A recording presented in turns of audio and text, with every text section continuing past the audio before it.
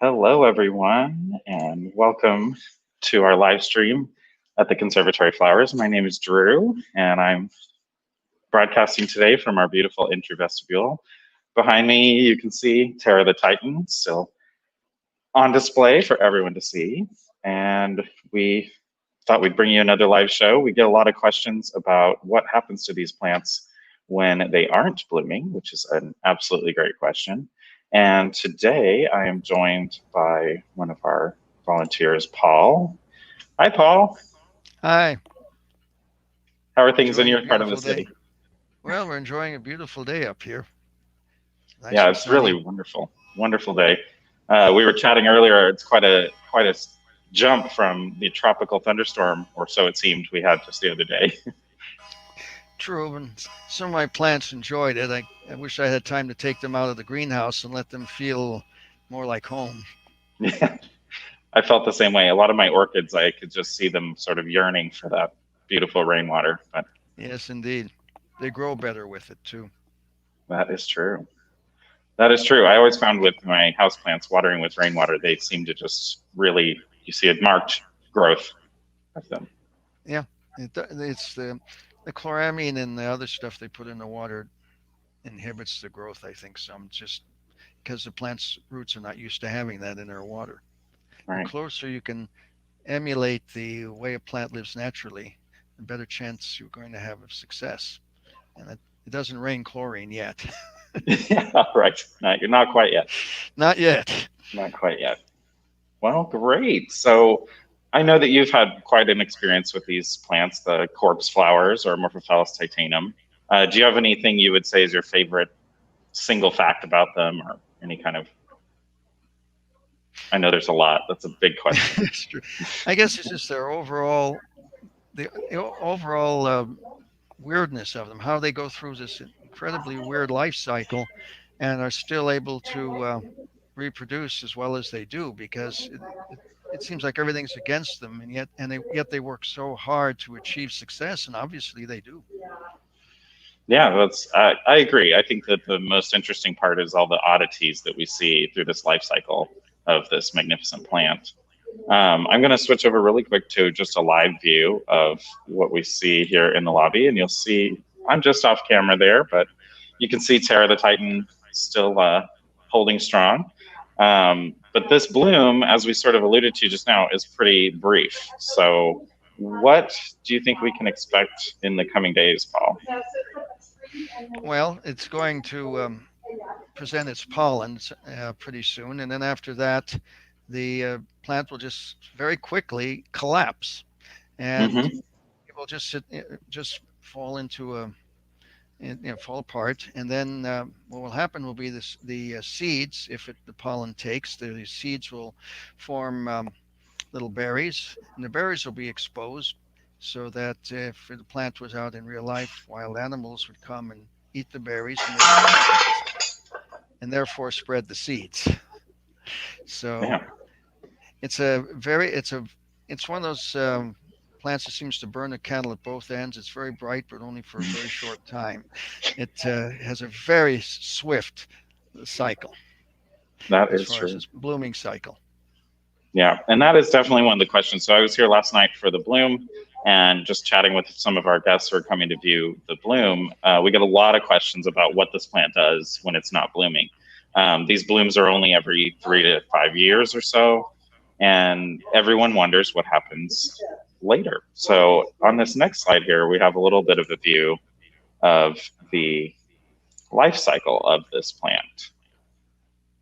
So what do we see here, Paul, on the left? Where does it start? Well, on the left, like any plant, it starts out as a small seedling. Then it'll send up a small beginning of a leaf, which is what you see on the far left. And as the roots extend down, the leaf will grow and expand. So you eventually get this one large single leaf. It looks like a number of leaves, but it's actually one leaf with a number of leaflets. And this is to gather up sunlight so that the corm can be expanded. It will make a large amount of food so that the plant will be able to store food underground. Then after a while, maybe good portion of a year, that leaf will collapse, and then the corm will rest, and a while later, a new shoot will come up, probably a leaf, and the leaf will again grow very, very quickly to full size, and it will again store more and more food, and the corm will enlarge and enlarge and enlarge every cycle until it finally reaches the size where it is capable of flowering. So it will go into the final leaf will collapse. The uh, shoot will it will go dormant, and the shoot will begin. And instead of becoming another leaf, it will become a flower. And it starts out as an inflorescence, grows very, very quickly. You can measure the growth daily, almost in inches. They grow incredibly fast, and this huge burst of energy from all the food stored in the corm forces the plant to grow up, and eventually it emerges, as you see here in the pictures, and it'll hold itself together until it is fully grown and mature, and then the space will slowly open up to expose the flowers, which are located deep inside of it, and then permit pollination to occur. And then, after the 2 day cycle, where the first day the female receptors are there, so the plant is able to receive pollen. The second day, the male receptors go out and present pollen. And the reason that occurs is so that the plant cannot pollinate itself. So it has to be pollinated by another plant, which is a day different in the cycle. And then within 48 hours or so, the plant again collapses very, very quickly. And what will be left will be as you can see pictures, the 3 pictures on the right there, collapses, and it will expose those berries that birds and other animals will take away and deposit somewhere.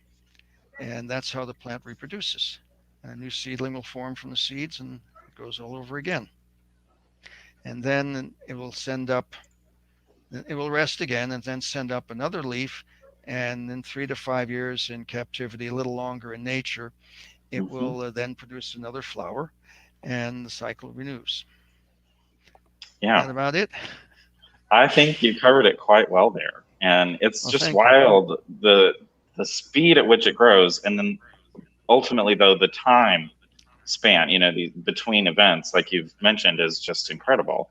And a lot of folks ask us why this happens, and the real answer, I guess, is that we don't fully know, but it's all to do with pollination, right? To get things to happen in a sequential order.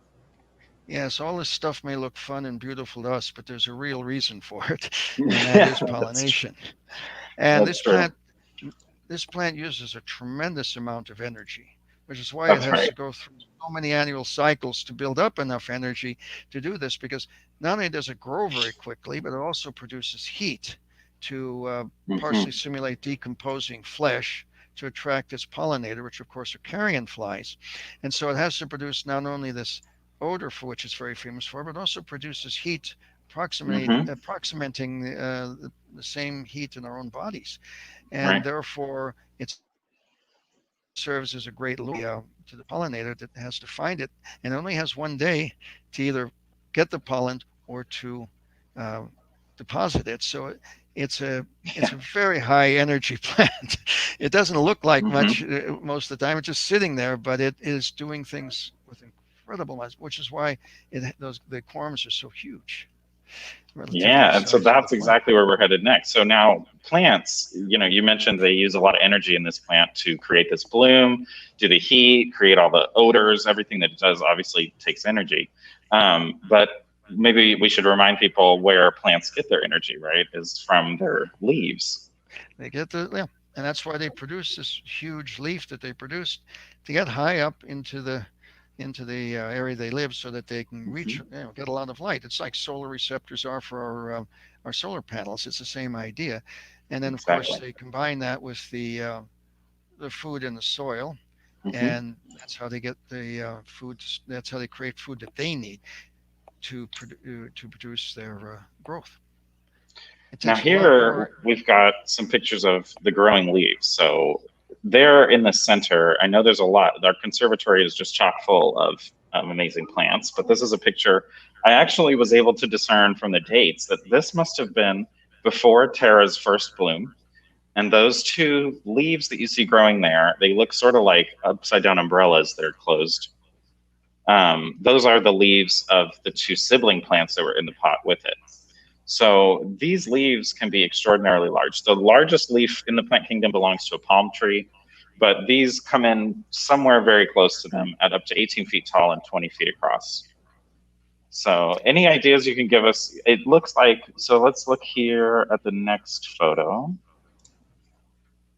And we've got Tara with the sibling. So Tara is just starting to grow as a flower bud there in the pot. And you've got those fully formed leaves, but they look a little bit like trees. Can you maybe break that down for us? Well, it's the morphology of the leaf needs a long stem to get it up high so it can reach the light, and then it extends branches out into sort of a wide, almost parasol shaped area to expose as much of the leaf surface as it can to the sunlight. And it's not a solid leaf because there's a lot of a lot of wind where these things live. They could be blown over. Also, it helps them survive with the heavy rains that they receive where they live.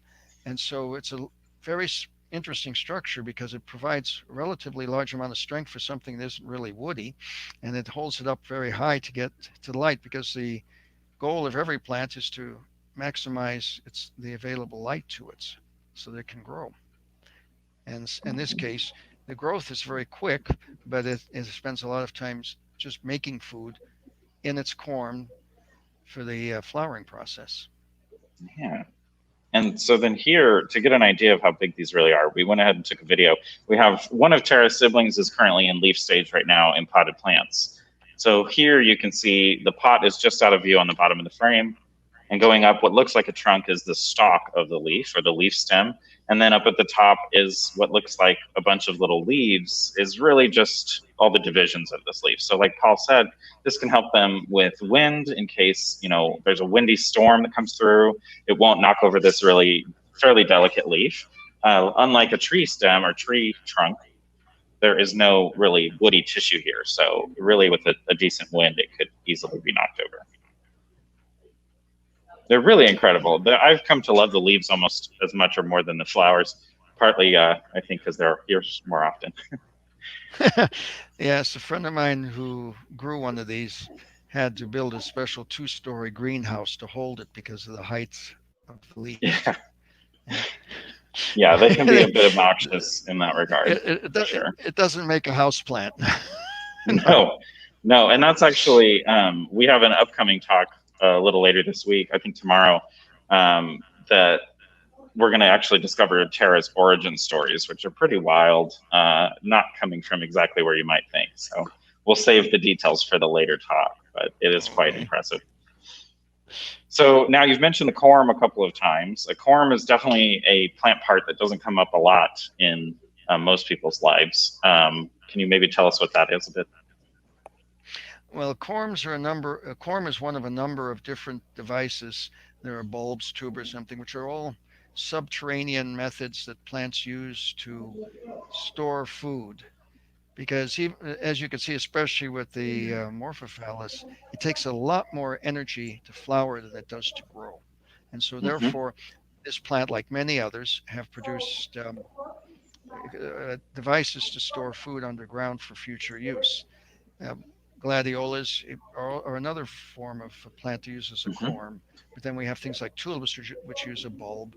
And there are others that have underground tubers, like these orchids and various other things. But the strategy is always the same. You store food safely underground so that you can have enough food when you need it to do the high energy thing of blooming. And the difference between them is which part of the plant physiology or anatomy actually is the part that stores the food. Tubers are roots and so forth, and then you have the plant crown, and then it goes up from there. It can be a modified part of the stem, and all the way, and various other things like that. I love it. And corms, definitely, like I said, they don't show up as often, but like you mentioned, gladiolas, that's definitely the one, my go-to for giving people the difference between a corm and a tuber, say. But this one, so the Amorphophallus titanium, the corpse flower, has the largest corm in the entire plant kingdom. And we have a really fun photo here. So I did some research and found we've got over from the Royal Botanic Garden in Edinburgh back in 2010.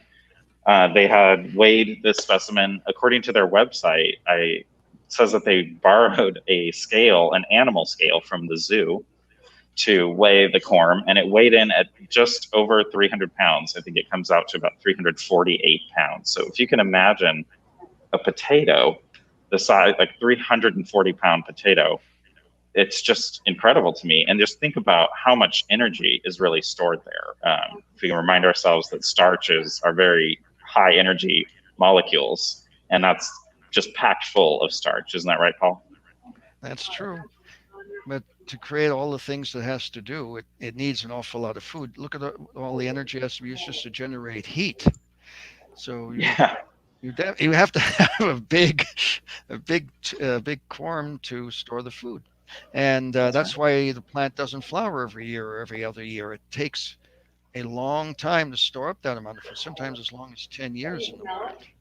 Yeah. And so it's uh, it's an amazing thing, but it does seem to work. And those corms are on the fragile side too, Yeah, you were because telling me about that. if they get a slight nick in them, then they rot. They turn to mush, and they're the same consistency as a sweet potato.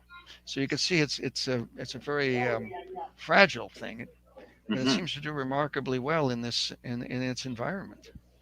Yeah, that's true. And I would say the biggest obstacle they pose for us is the size of the pot that they have to live in. Um, I don't even know the size of this pot. I would guess it's, gosh, on the order of 100 gallons or more. It's a giant Yeah, pot. yeah. Its father lives in a 50-gallon pot. Oh, well, there you go. That's good reference there. And I know Yeah, when Tara was housed in the pot with its siblings, they were all three sharing a pot that was smaller than this one, which is remarkable. I can't believe they survived yeah. that. I can't imagine how they all crammed into there, or either that Yeah. or they split the pot, one of the two. Well, they did. After Tara's initial bloom, the pot split in half and they had to repot the three uh, siblings. I suppose after a bloom event, it's often good practice to repot them anyway, kind of check on the corm. But Yeah, you want to see how everything's coming yeah, no because damage or anything. you want to make sure there's no damage and it's in good shape. Sometimes too, they make offsets, and you may want to take the Hmm. offset and start another plant, Right, which is just like always. gladiolus do. You plant it, it Hmm. dies, and you end up with two plants the next year around. Yeah. So if it has one, you might want to take it off. Otherwise, you're going to end up with two huge corms again in the same pot. And you're going to be back where you were Hmm. before. So it's That's always true. good to check your plant out periodically. I agree. Well, the very last thing is, so after the bloom, we mentioned that Mario pollinated the plant. We received pollen. I don't think we said in this broadcast, but we received pollen from Cal Poly San Luis Obispo. There had a plant bloom named Musty about early, late July, sometime like that. And they sent pollen to us, which we administered last night. And so now we're going to be waiting for Tara to hopefully create some fruit. So, like you mentioned, Paul, all plants are trying to reproduce. And this particular one uses fairly large berries. Have you actually seen the fruit? I've never seen the fruit in person. So I have no idea what that actually looks like, but It looks just like the picture you have there, really. just like the picture.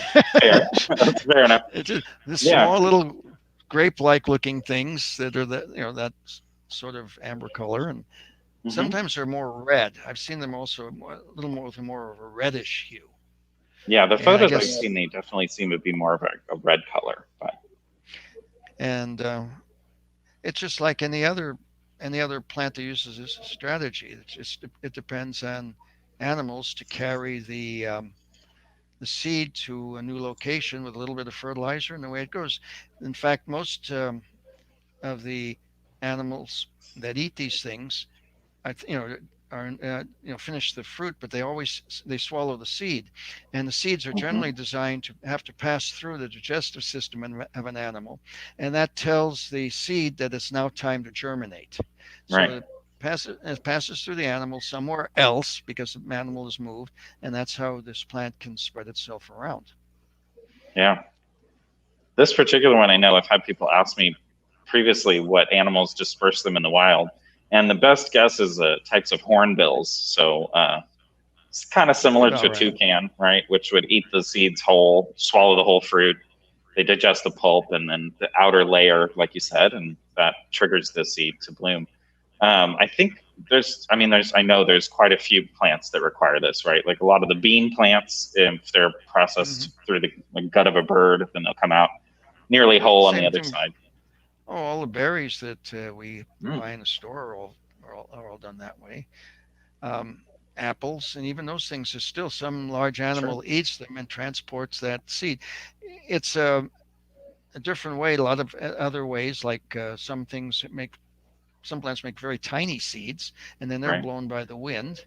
Some are Hmm. meant to attach to the sides of animals and then be brushed off someplace else. This plant's particular strategy is to be passed through the digestive tract of an Hmm. animal, and then there it's deposited with a bit of fertilizer. It gives it a start when it's ready to go.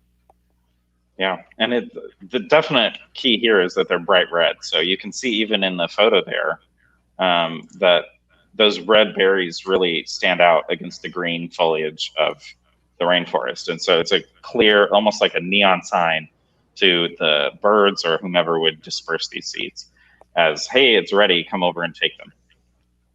Yeah, you have to have something bright in the rainforest because there's so much biomass growing in the area that you've got to make yourself bright and visible so that your pollinator or your seed transmitter can find you. And so Hmm. there's all these other flowers and all this other brightness going on. You've got to really stand out, or you wouldn't be noticed, and that would be detrimental to reproduction. So It's it's all true. part of it's all part of the same strategy to attract the proper pollinator, and then Hmm. later on to attract the proper disseminator. Yeah, there you go. Very true. Very true. So you have to. They offer a reward, the flesh of the seed. In return, they get transported to where they need to be. Hmm. And like you said, in a perfect fertilizer packet, nonetheless. Exactly. That's great. Just the opposite of orchids. Yeah, oh, so true. My goodness. Or even I recently planted some sundew seeds, which I had never personally done before. I knew they were small, but my goodness, they're tiny, like dust grains. They're Yeah, just crazy. microscopic. Yeah. Yeah, really wild. But fingers crossed, we'll get some fun carnivores later. Oh yeah, it's not the the fungus in the soil takes care of it and will trigger the flowering with them. Some of them don't won't be able to bloom until they are burnt because they depend on fire for to trigger them Wow. because the fire does two things. First thing that fire does is it burns down all of the tall grasses around them. And second Mm, of all, the result of the burning provides fertilizer in the form of potash and right. gives them the food they need to start up. So they just sit there idly waiting around until a fire passes over them before they start to sprout. So you have to, with carnivorous plants, you have to find out which ones require that and which ones don't. Hmm. Yeah. Luckily, these were the good old Cape sundew, so they should be Now, easy. they're They're a new like cultivar, but weeds. yeah, new They're cultivars. weeds. We'll see how they go. But anyhow, definitely want to thank everyone for joining us today. We don't have any questions so far in the comments, but if you do have questions beyond our broadcast today, feel free to put them in the comments and we will answer them as quickly as we can. We definitely want to thank you again for joining us. In the comments or in the description of this video, there's a link if you'd like to donate to the conservatory to help us out. As many people have and institutions have been affected by this COVID-19 crisis. We've been closed since March, and so any little bit helps if you want to help us out at the conservatory. It helps us to bring more sort of behind the scenes and in-depth looks at our plants that we couldn't do otherwise. But thanks again, Paul, for joining me today. It's really been a pleasure. Been a Hopefully, we'll pleasure be for able me to as do, well. more of these in the future about more plants. I mean, the stinky ones are really cool, but we have lots of really cool plants. So I look forward to it.